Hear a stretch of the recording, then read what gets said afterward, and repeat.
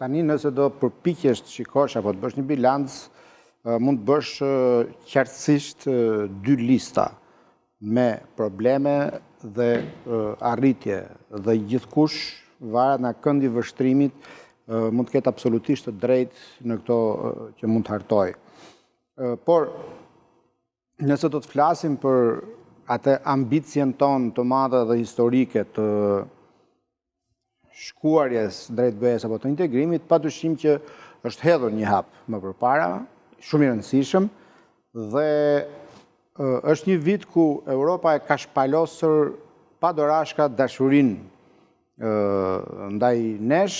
dhe ku për herë të parë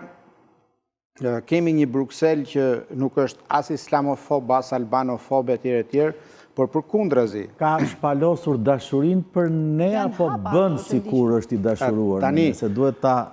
ne në fakt padyshim, sepse në këtë kontekst nuk duhet ketë asnjëherë dashuri, por duhet ketë realizëm. Megjithatë, unë mendoj që edhe